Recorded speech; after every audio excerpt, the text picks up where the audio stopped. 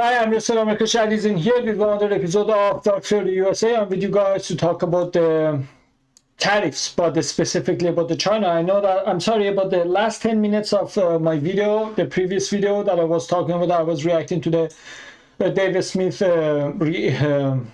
opinion takes on the tariffs on the Liberation Day that United States is applying to globally to other countries, other trading partners. Last 10 minutes that I was talking, it was a little blurry. Sorry about that. I don't know how it happened. If you saw that all to the end, you could see like I tried my best to just fix it, to make it a little again clear, but it didn't work out. I'm sorry about that. So I'm gonna just have to recap if the last 10 minutes was a little blurry. I mean, the voice, I think that was good, but just I think you deserve to have the better, clear video of the resolution. So that's why I just want to just like a recap, say what I said, and then react to Tucker Carlson interview about I think with the Treasury Secretary about what's going to happen. But specifically not about the tariffs, but about China, because I think the biggest one. Biggest threat to United States market is the China, because China said that they're gonna retaliate and they added some tariffs on the United States, and he wasn't very worried about that, and he gave his reason. Also, I give my reason why we shouldn't be worried about that. It's just a poker face that the president of United States, China has it. I think there are other people that we don't put in the consideration, other countries that we should be worried about them. But anyway, so to recap what I said in last 10 minutes of the previous video. So I mentioned that, well, look, I mentioned that like there is a side effect that nobody talks about, that which is, as long as we have this trade deficit, so we don't put the tariffs on on their products to us, but they do that. We don't put on the products that is coming to our market, but they do it to our product that's going to their country. So it's trade deficit. And I was saying like the side effect of that, ending that, is like we made a whole country, like whole world, be dependent on our market. So because as I get the example, like one country would say, well, look, they like these are largest customer bases, largest consumers are in United States, and I'm selling to them without any tariffs, but I put the tariffs on their product that's coming to us. They have so much money, so they can pay for the tariffs that I apply on their products, but also in other hand, they don't retaliate, they don't put apply on us. So it's going to be win-lose, win for them, lose for us. But also the good part of it was, like, believe it or not, they made them addicted. So one country, one would say the amount of money that the profit that I'm getting with trading with the United States, if I want to find the alternative, I have to find 10 other countries. So together, combined together, they would give me the result that America is giving me with those non-tariffs programs that they have with us. But also we put the tariff on their product. So what am I getting from America? If I want to get from the rest of the world, I have to find 10 solid countries that economically they are doing good, and it's so much hassle, so much uncertainty, but America is better. So basically we made them addicted to our market, to our consumers. So they would want dollar to be strong, they would want America to be rich, because as long as America is rich, as long as dollar is strong, so it's going to help their economy, because heavily the whole rest of the world were dependent on our market, right? But if we make it fair, technically fair, we say, well, we're going to put the tariffs on you as much as you did it to us. So eventually they say, if there is no advantage, no leverage of trading with America over any other country, then why should I necessarily choose America? I will find an alternative. The reason that they are choosing us over other countries is because we are giving them deal that other countries cannot afford, and plus, like, in not only one country, 10 other countries together, the market wouldn't be even half the size of our country. So for that reason, they says, okay, so I go with America. But if they don't get that benefit, the goodies, the the bonus, what's going to happen? They say, well, I will find the neighbors, I will find another country. So as long as they had they had this privilege of working with us, and they had the leverage, so they wouldn't do anything against dollar, against our economy, because their economy is dependent on that. But by making it fair, they are saying, so there is no obligation for us to continue just listening to you, or making sure the dollar is strong, your consumer, like you are making good money, because like they would go find alternative.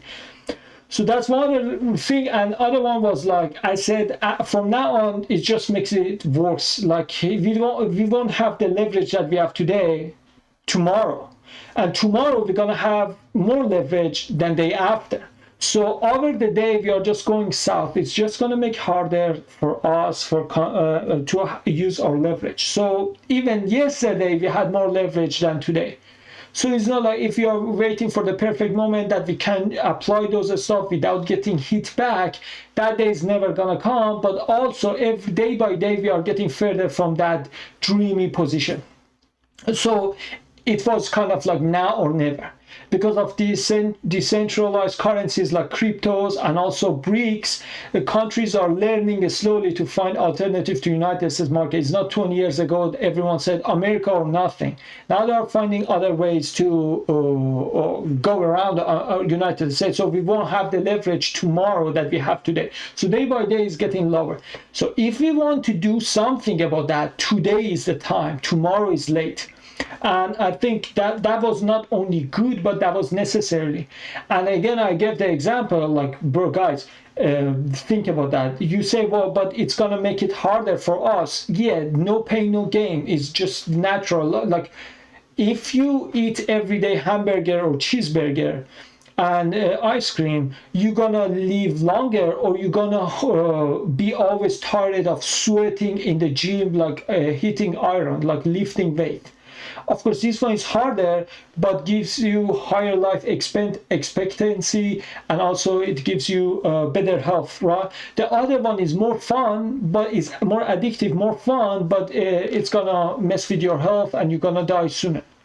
So just because it is painful doesn't mean it is bad. Always we are seeing throughout the nature, in everything, every policy, we are seeing the one that sometimes they are more hurtful, they are more constructive, they are hurtful but helpful. So right now it's going to be hurtful. It's going to market reacted to American consumers going to pay a little more for all those tariffs. That's all right, but eventually in the long term, so for example, like surgery, with surgery you're going to have a lot of bleeding, but in the long term it's going to save your life. So I think that's the same scenario. In short term we're going to have pain, in long term it's going to we're going to hopefully get ahead of that, and everything going to get better. So now what is happening is, right now the biggest problem for us that could change the game is China. And right now, with the Tucker Carlson interview that I found it very fascinating, I would suggest you, because I'm a big fan of the Tucker also, go watch his interview, and all of his shows are fantastic. But I just want to focus on the part that he was talking about the China.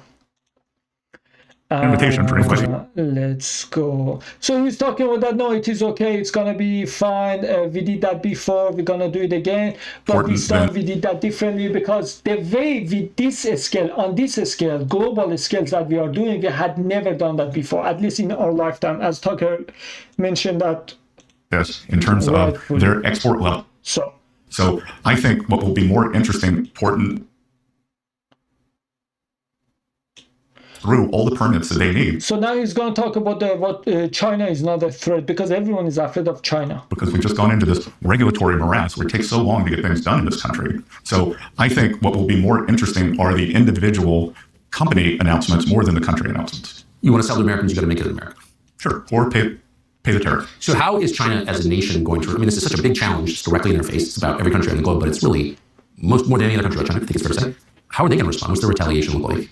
Well, I don't know if they can retaliate for a couple of reasons. If you look at the history, and I used to teach economic history, and when you look at the history, we are the debtor nation. Yes. We have the trade deficits. The surplus nation is in the weaker position because the Chinese business model, and Tucker, by the way, the Chinese business model and the economy are the most imbalanced in the history of the modern world. We've never seen anything like this in terms of their export level relative to their GDP, relative to their population. So I think it is going to be very difficult for them to try to change the model. They're in a deflationary recession/depression right now. They're trying to export their way out of it, and we can't let them do that. But I think that when you think the Chinese manufacturing system is like that old Disney movie with the brooms carrying the buckets, there's nothing you can do. Like, that's their business model. It's not going to stop.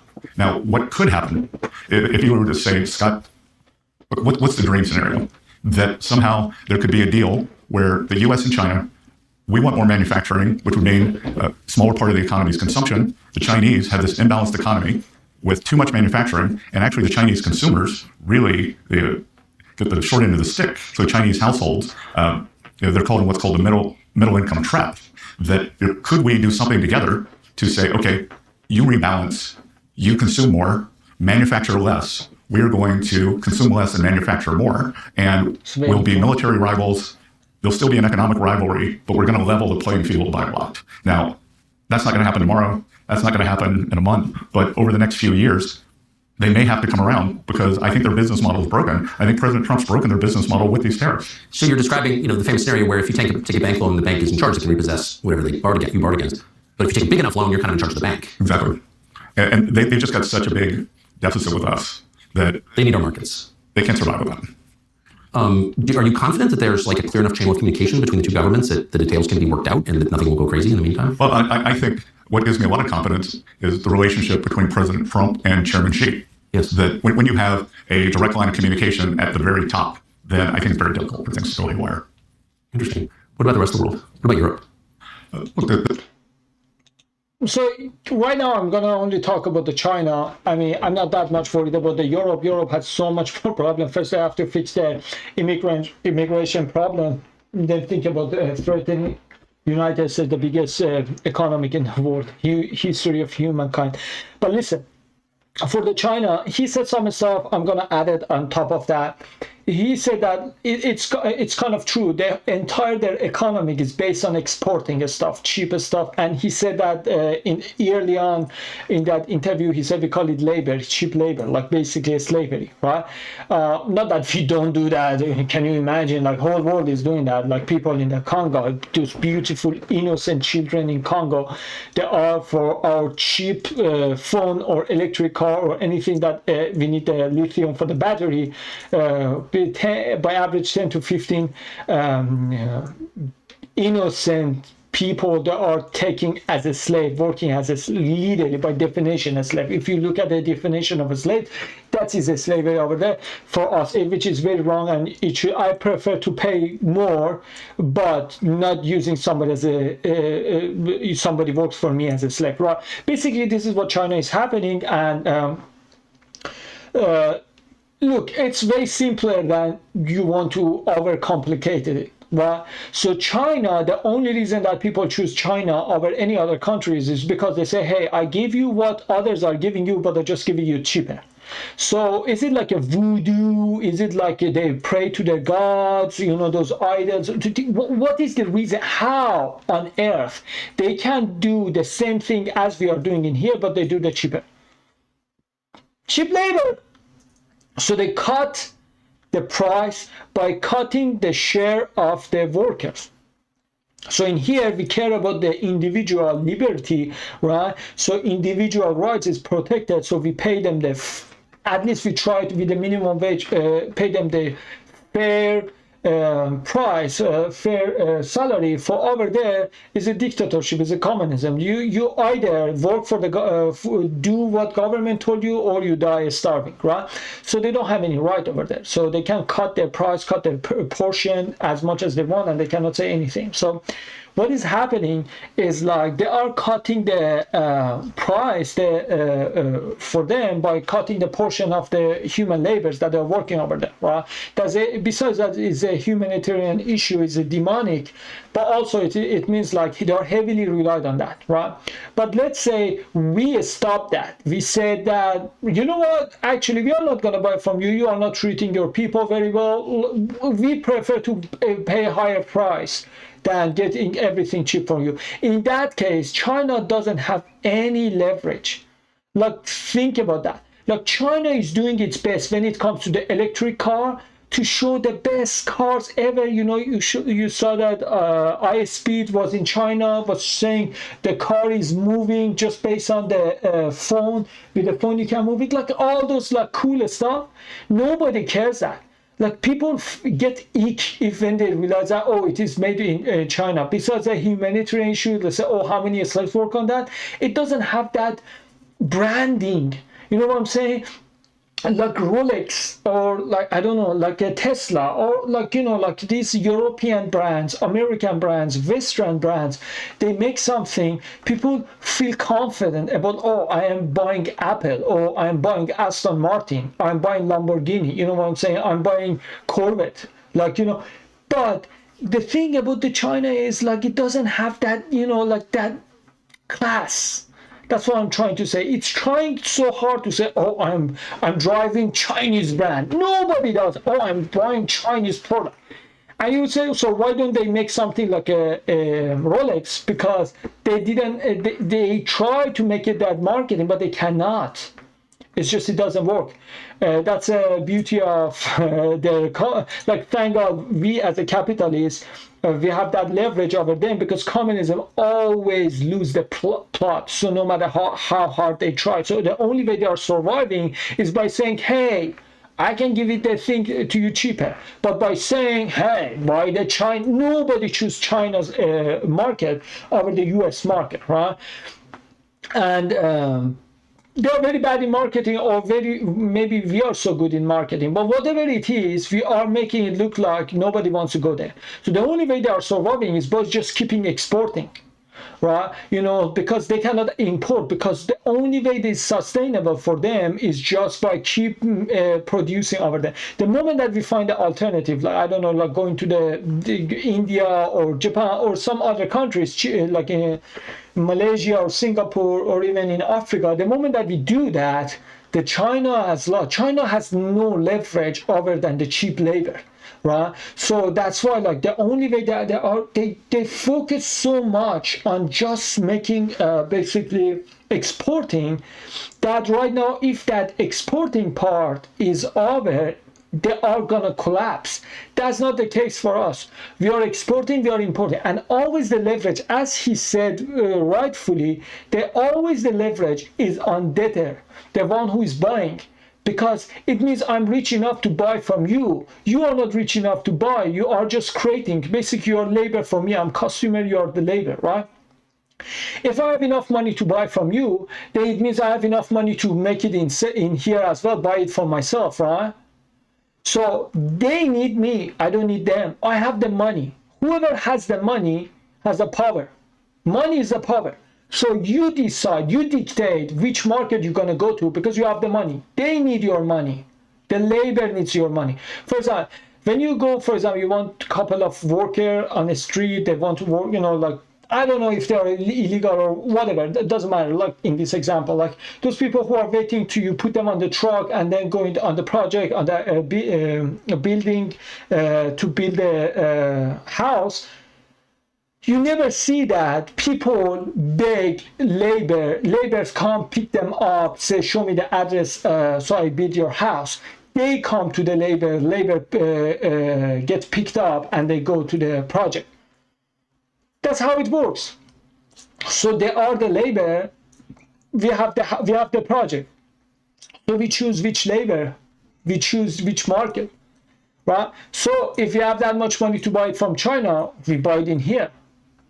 And I think also but also besides that, there are some other factors he didn't talk about that I'm going to tell you why China is in bad threat. Actually, the best actors I have seen, people say Zelensky, but I said it's Xi Jinping, the president of China. He has a poker face, like he is losing badly, but the way that he looks confident, as if like he's cooking something behind the stage. He's cooking nothing. He's cooking nothing. He acts like it with his poker face. He acts like, oh, if you just knew that what I am planning for the world. But like right now, Trump is bluffing. He's calling his bluff. Right? Trump is calling his bluff, and I'm telling you, it's gonna fold. Just you have never seen that. Just like Mexico and Canada. Mexico and Canada, we already knew that they are bluffing. We already were calling their bluff before even they bluffed. We knew that, okay, we're gonna put the sanctions on Canada, put those tariffs on Canada, and the Justin Trudeau gonna resist for sure. We were expecting that, and he said, I'm gonna put tariffs on your bourbon, on your orange juice, like as if like America was dependent on Canadian orange juice. Oh, I'm gonna steal aluminum. We already had it in here, right? You know, like we were not even 1% of our GDP or market was dependent on Canada, but for them was 33%. So their economy would crash 33% if we apply the tariffs on them, but for them would be, for us would be only 1%. We would be affected, right? We already knew that those stats, but still he was playing tough. So China is way ahead of Canada. So they, of course, they're gonna last longer. They're gonna resist harder. But at the end of the day, they're just gonna fall, just like Canada. Like you will see that. And the reason is because he's bluffing. And you have to pay attention. For example, like communism is like you work for the previous generation, so next generation gonna work for you. So you work. The old people, your parents gonna get the retirement plan. So eventually when you get old, the new generation gonna work for your retirement plan, 401k, whatever you're gonna call it. So that like the only advantage that communism comes with it, like government doesn't let you down until you die, right? But right now, they found out when it comes to the stats for the birth and death to see like how many people are born, how many people are dying, they found out China for a decade was lying about their birth rate, and there are 300 million people down.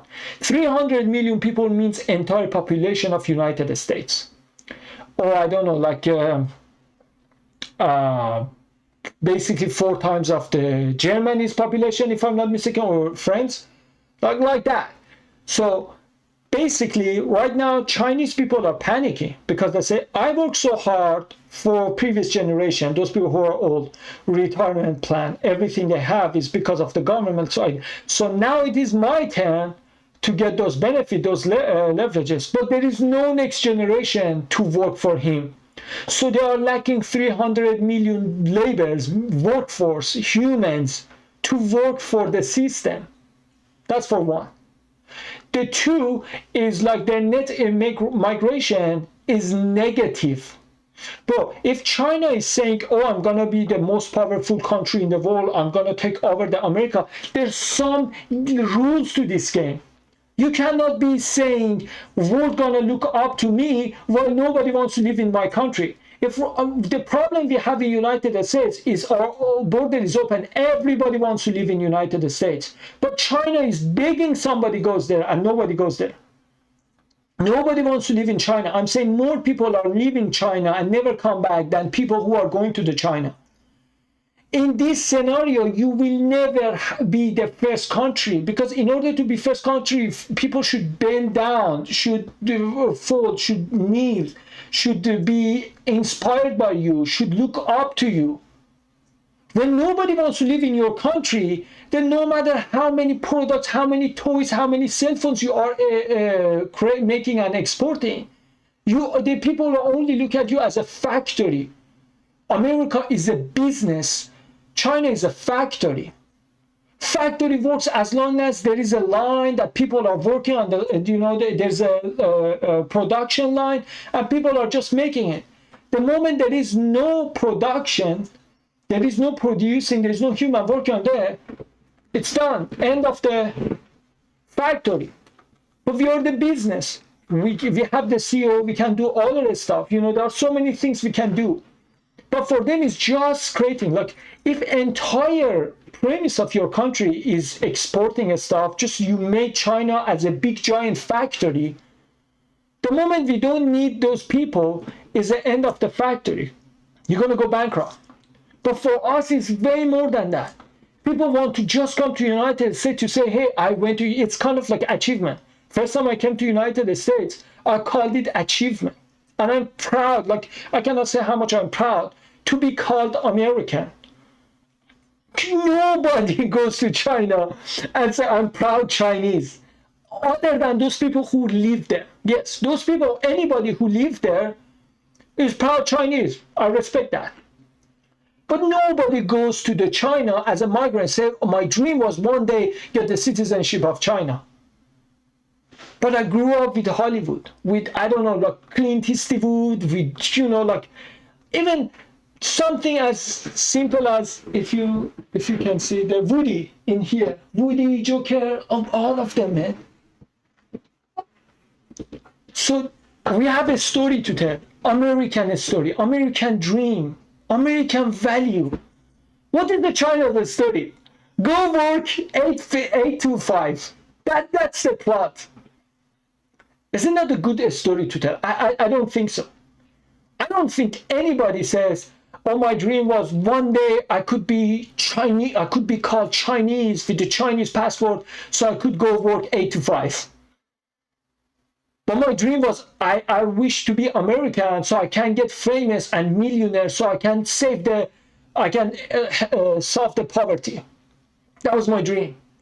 And then, of course, when Elon Musk was talking about going to Mars, I said, oh, if I am one of the first humankind who stepped on the Mars, like very first people who colonized the Mars, like the second branch of headquarters of America is on Earth, the second branch is on Mars. My dream is to become the Martian American citizen of Mars or something.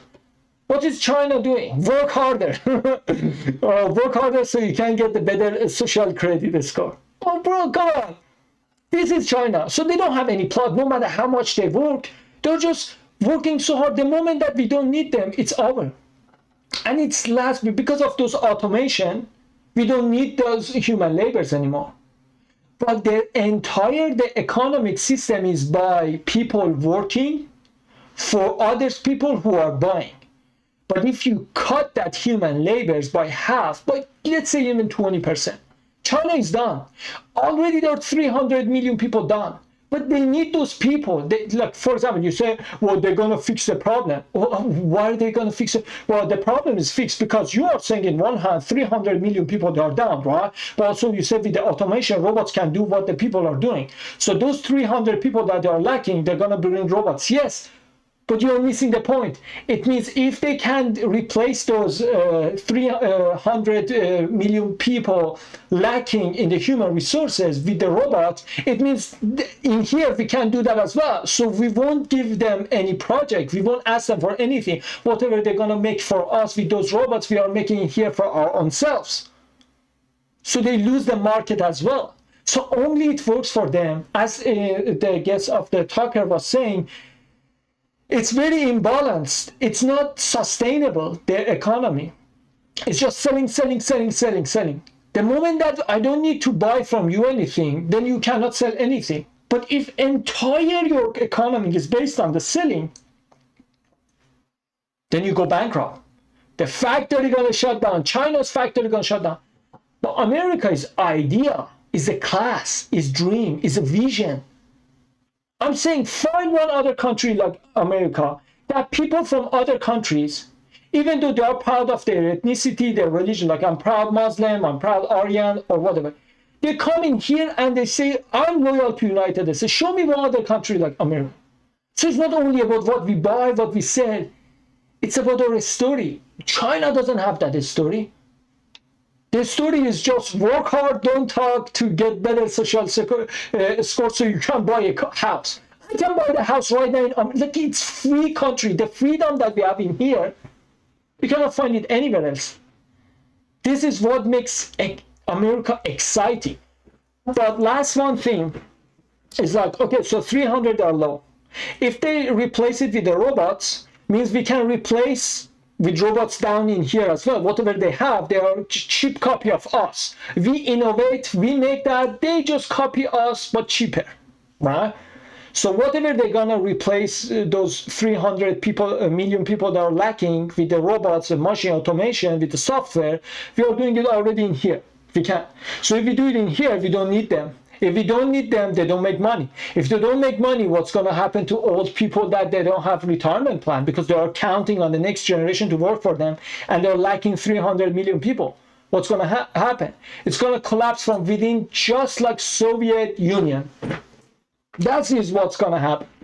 So China can threat to use the tariffs all day long and has that poker face, but it's time to call their bluff, and I think it's gonna happen. So I'm not worried about China at all, because already there are some other countries that if they have to choose between China and United States, of course they use the United States, and I say, hey, the money that I was giving to China, I give it to you. Stop playing with China. Come play with us. So basically we can bribe other people with the power of dollar. They don't have, yuan doesn't have that much of leverage. With the BRICS, they try to do that, and it's collapsing already. South Africa is getting out of the business because of the apartheid they have over there. Iran is already begging for the negotiation for nuclear deal. Who else? Russia. Russia already, we threatened them, hey, if you want us to lift off the sanction, you have to get out of the BRICS. Here already put this, I don't want to use the BRICS as a currency anyway. So he already teamed up with us. What is like India? And India says, he said, oh, make America great again. We want to make India great again. So already they are going to us because India right now is interested to replace China's spot. So right now they are competing with each other. Say, you want to go with China, you want to with us. If you are with us, forget about the BRICS.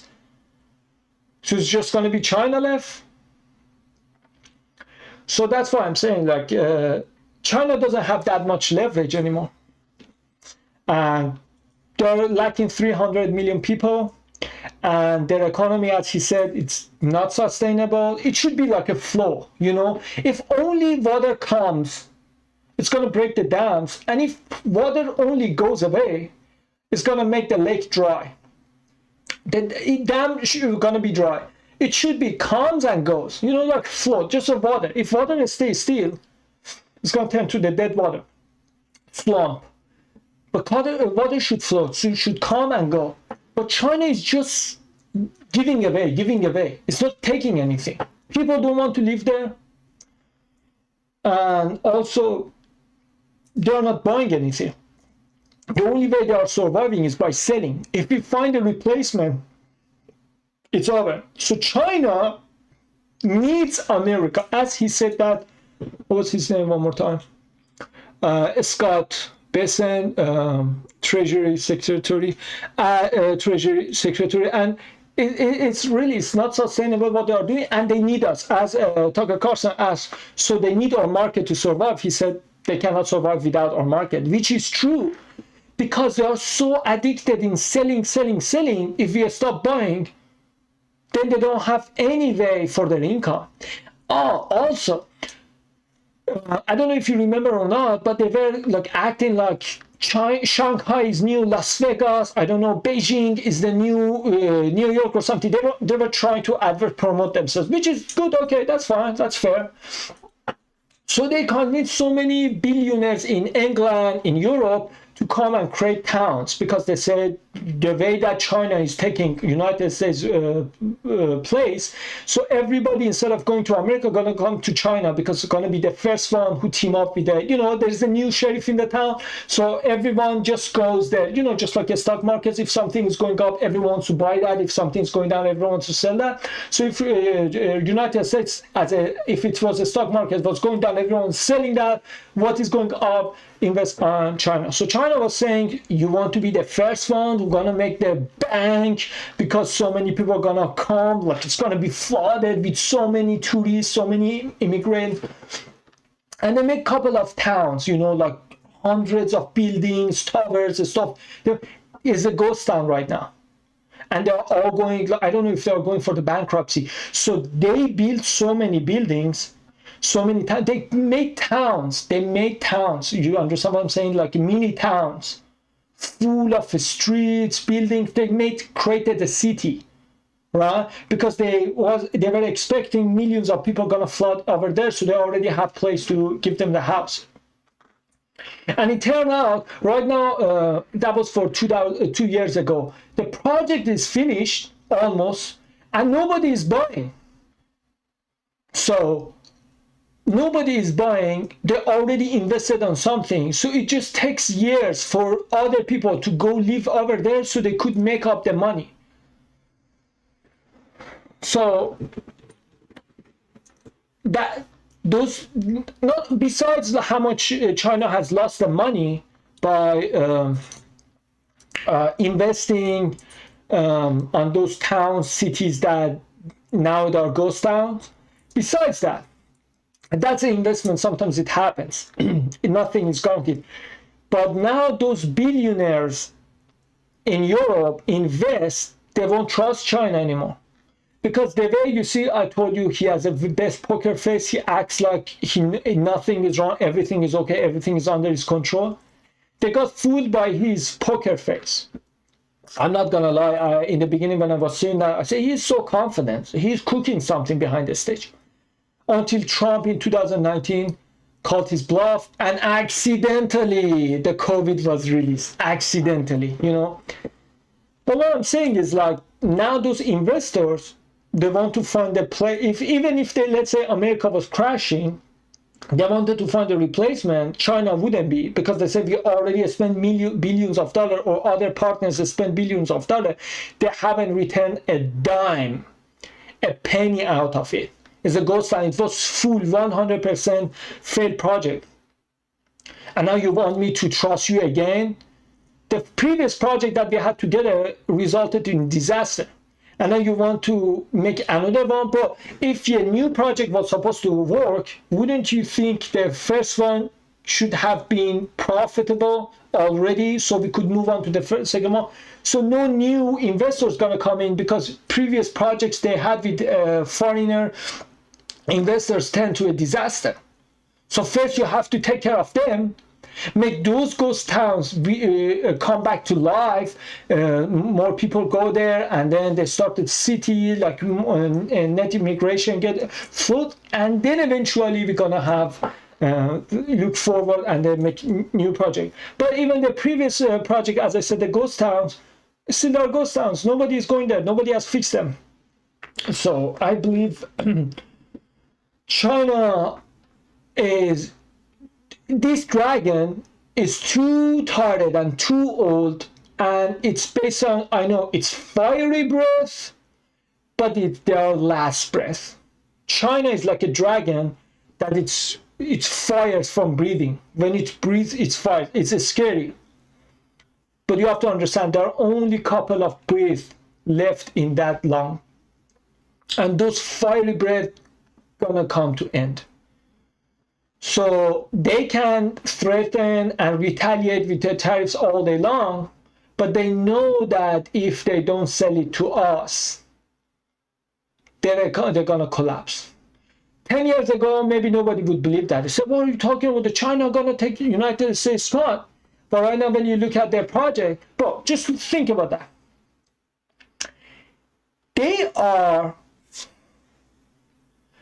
Their air, I think the pollution is one of the worst, if not the worst city in Shanghai or Beijing. One of the most crowded cities, is one of the most polluted cities in the world. They are estimating the life expectancy of people living over there is going to be way lower than other people in the China. It is that polluted. Basically, you cannot see any building over there, as if like it is misty, you know, it's complete mist, foggy. Do you think people are gonna, and that is your best town that you're gonna promote? Like this is like decoration that is on shelf. It's something that you want to introduce China with. Like, for example, if you want to introduce China with, it's not going to be North Carolina or South Carolina, even though both are beautiful. It's not going to be Arizona. It's not going to be, what's it called, Arkansas or Alabama, even though I love all the states in the United States. It's going to be what? You are looking for the, like tropical. We have Hawaii. You want somewhere cold, but like, like as if like you are in middle of wilderness with so much snow, like Alaska. You're looking for the mega city. We have the New York. If you want the little brother of mega city, we have Chicago in Illinois for you. You want just fun, crazy fun, just going like as a crazy drunk high. We have Vegas for you. You want to just have the different lifestyle, like kind of like a mojito type lifestyle. I just came up with that term, mojito thing. We have Miami. For everything that you want, we have an example, right? But let's say we didn't have any of them. We had only Los Angeles, just for celebrity type thing, a flashy thing. Or we had, let's say New York. Only had the New York. If New York was very polluted or the crime was so high, people would lose their trust on whole United States, because they say, if it is the best you have got, just imagine what others are, how terrible others are. For China, Beijing, it's so crowded, it's so noisy, it's so polluted. I think it was Beijing or Shanghai. And this is if it is the best you have got, let alone other cities. So on their city that they put on the shelf for promotion purposes, it's so bad that people are dying of it. Nobody says, oh, I cannot wait to go Shanghai so I can die sooner from pollution. It means you have lost the plot. So despite like unlike everybody else that is more panicking about China, I am more panicking about Europe. Like, China is just a bluff that you're gonna witness how fast they're gonna fall. Just like they did that in 2019. You don't remember, like when he was using those tariffs on China in the beginning was acting tough. Eventually they said, like Trump said, okay, if you wanna, I can call it, let's go, let's face up. And China said, okay, fine. A few months later, we had the COVID. So if you really think like China, also they don't have any things like COVID anymore. People anybody have lost one of their dear close friends, somebody that they knew. If there is any other mistake, if you know what I'm saying, people don't keep up with that. It's over. China has lost its popularity after the COVID so much that I don't think if China get destroyed, anybody gonna get upset. Something like Soviet Union, when everybody hated Soviet Union so much that everyone was celebrating the collapse of Soviet Union. I think China is in that position. And so I think we shouldn't be worried about China. We should be worried about Europe. I hope Europe doesn't retaliate, because even though it doesn't seem like it, European Union, because they are union together, they can cause pain. Seeing individual single ones, I don't know, even Germany, England, France, we can handle it, but together they can cause the pain. So that is my take on why we shouldn't be worried about the China. I hope you like it. If you subscribe, comment, like, it would help my channel. And I would like to get your feedback. Thanks for watching. And like always, as above, so below.